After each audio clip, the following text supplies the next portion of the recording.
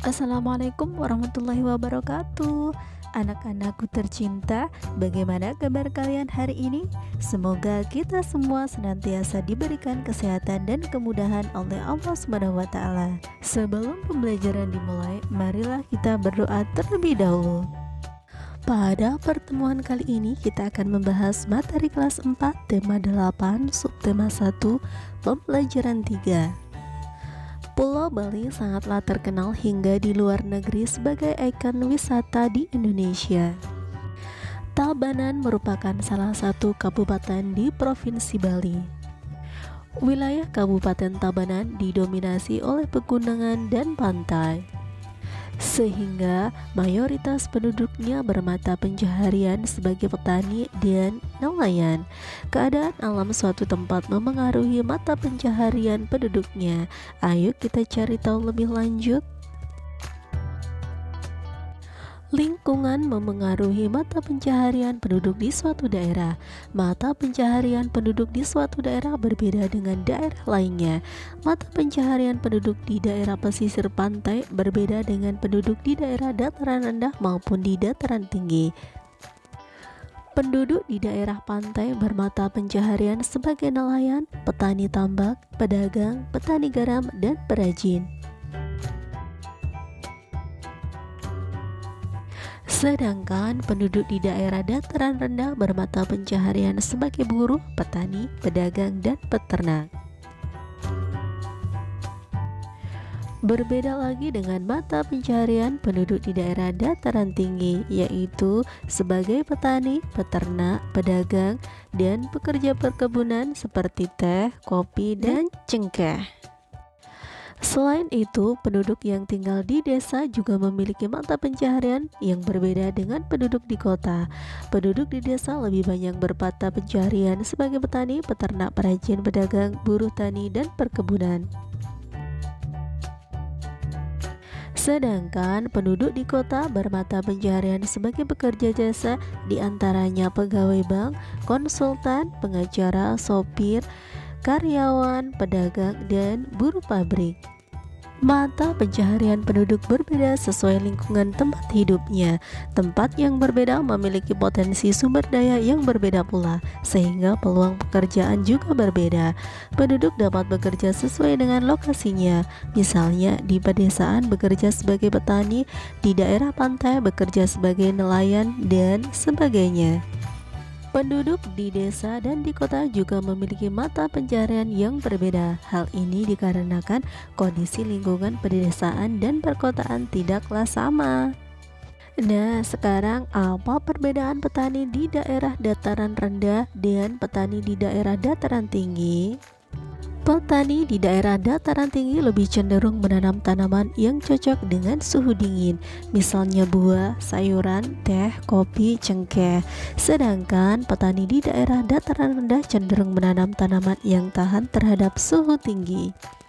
Dan yang terakhir adalah apa yang dimaksud dengan pekerja jasa, dan sebutkan contohnya. Pekerja jasa adalah sebuah pekerjaan yang berfokus pada jenis kegiatan yang menawarkan bentuk jasa. Contohnya guru, dokter, penjahit, polisi, sopir, tukang potong rambut. Nah, sekarang tugas kalian amati keadaan lingkunganmu, lalu catatlah mata pencaharian penduduknya dalam bentuk laporan sederhana seperti contoh berikut.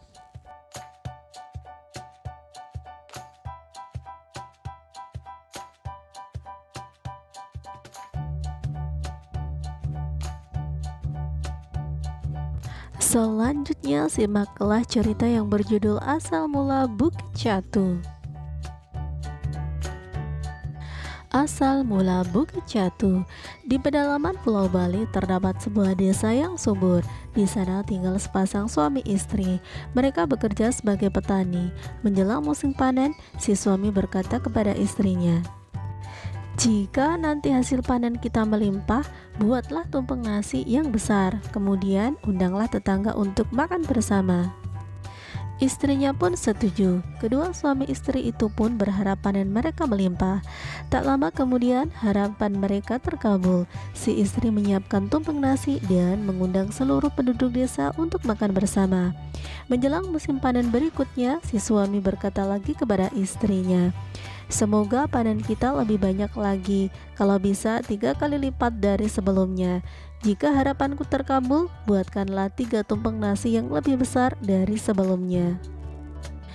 Kemudian si istri membuat 3 tumpeng dan mengundang seluruh penduduk desa untuk berpesta kembali. Beberapa hari kemudian si suami pergi ke sawah. Dalam perjalanan ia melihat seonggok tanah yang berbentuk seperti catu. Catu adalah alat penakar nasi yang terbuat dari tempurung kelapa. Aneh sekali. Sepertinya kemarin gundukan tanah ini tidak ada, gumam si suami. Setelah pulang dari ladang, ia bercerita kepada istrinya. Kemudian ia mengajukan usul kepada istrinya. "Istriku, bagaimana kalau kita membuat beberapa catu nasi? Siapa tahu kalau kita membuatnya, hasil panen kita akan semakin melimpah." Sejak saat itu, si istri rajin membuat catu nasi. Setiap catu nasi yang dibuatnya, ia niatkan untuk menanam hasil panennya. Namun, ada keanehan yang terjadi. Saat pergi ke sawah, onggokan tanah yang ia temukan sebelumnya semakin besar. Rupanya, setiap si istri membuat catu nasi, saat itu pula onggokan tanah membesar. Sepasang suami istri pun tak menyadarinya. Bahkan si istri membuat catu nasi yang lebih besar setiap harinya. Lama-kelamaan onggokan tanah itu berubah menjadi sebuah bukit. Setelah si petani dan istrinya berhenti membuat catu nasi, onggokan tanah itu pun juga berhenti membesar. Sejak saat itu, onggokan tanah itu disebut dengan Bukit Catu. Dalam cerita tersebut terdapat 3 tokoh. Tokoh merupakan pelaku dalam cerita. Tokoh merupakan salah satu unsur pembangun cerita. Tokoh mengemban peristiwa dalam cerita sehingga peristiwa tersebut mampu terjalin sebagai cerita. Selain itu, tokoh berfungsi sebagai pembawa pesan, amanat, moral, atau sesuatu yang ingin disampaikan pengarang. Adapun tokoh dalam cerita yang berjudul Asal Mula Bukit Catu adalah suami, istri, dan penduduk desa. Adapun pesan yang terdapat pada cerita tersebut adalah bahwa kita harus selalu bersyukur, tidak boleh sombong, dan tidak boleh mengikuti kehendak sendiri.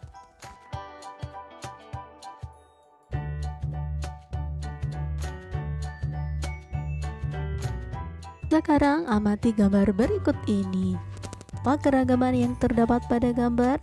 Keragaman berarti bermacam-macam atau berjenis-jenis. Pada manusia, keragaman yang dimaksud adalah perbedaan yang dimiliki oleh setiap individu. Perbedaan pada individu itu ada karena setiap manusia memiliki ciri khas tersendiri. Dengan demikian, keragaman karakteristik individu berarti perbedaan ciri-ciri khusus pada setiap manusia. Keragaman karakteristik individu dapat berupa keragaman fisik. Keragaman fisik dapat meliputi warna kulit, jenis rambut, tinggi dan rendah badan, serta berat badan. Selain keragaman fisik, juga terdapat keragaman kegemaran dan keragaman sifat. Sekarang amati keragaman fisik dalam keluargamu. Lengkapi tabel berikut sesuai hasil pengamatanmu.